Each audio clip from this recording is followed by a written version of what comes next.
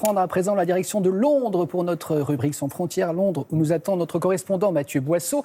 Mathieu, vous allez ce matin nous raconter une histoire étonnante. Au Royaume-Uni, Bonjour. il y a des personnes qui veulent être infectées par la Covid-19 de leur plein gré. Donc ça mérite explication. Bonjour Mathieu.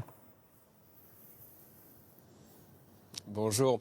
Oui, c'est pour la bonne cause. Ces volontaires vont participer à un essai clinique, une première mondiale, puisque des chercheurs britanniques vont les infecter avec le coronavirus pour tester différents vaccins. C'est précisément cette méthode qui est une première mondiale. Alors il y aura différentes étapes, bien sûr. La première, c'est de s'assurer que tout ça va se faire dans de bonnes conditions de sécurité, notamment le processus de contamination.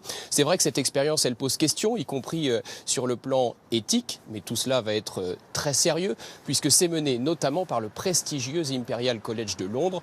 Les malades sont pour l'instant tous jeunes et en bonne santé. En tout cas, dans cette première étape, ils vont être évidemment isolés et surveillés. Avis aux volontaires, donc, puisque le salaire évoqué est de 4 000 à 4 500 €, même si le chiffre précis n'a pas encore été officialisé.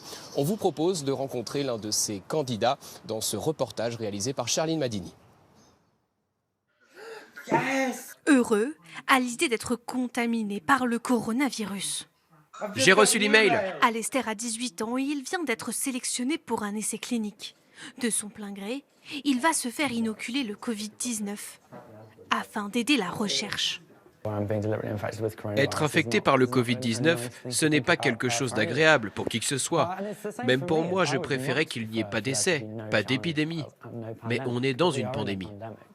En janvier, il fera partie des 90 volontaires à recevoir le virus et un vaccin potentiel. Le Royaume-Uni sera alors le premier pays à tester sur des humains un vaccin contre le coronavirus. L'étude devrait avoir lieu ici, à l'hôpital Royal Free de Londres. Tout simplement, cela nous permet de voir l'évolution du virus, de l'inoculation à l'entrée de la maladie dans le corps. Ça nous donne une vue d'ensemble de ce qui arrive à l'organisme lorsqu'il est infecté.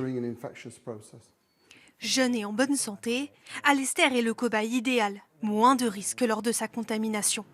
Autre avantage, avec des patients volontaires, plus besoin d'attendre un grand nombre de malades infectés naturellement pour mener des essais cliniques.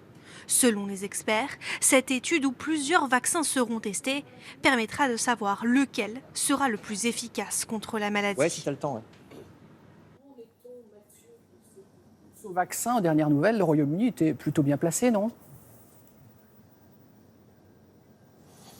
Oui, alors c'est vrai que la Chine, avec ses 4 essais cliniques et 60 000 tests réalisés sur des humains, compte parmi les pays les plus avancés. Mais le Royaume-Uni est toujours dans la course. On évoque très souvent le vaccin développé par le laboratoire AstraZeneca et l'université d'Oxford. Eh bien, il est toujours en cours d'élaboration, actuellement en phase 3, c'est-à-dire les tests réalisés sur des humains à grande échelle. Il y a eu une alerte sérieuse cette semaine, puisque un patient qui participait à l'expérience au Brésil est mort, mais a priori, il avait reçu, lui, le placebo et non le vaccin.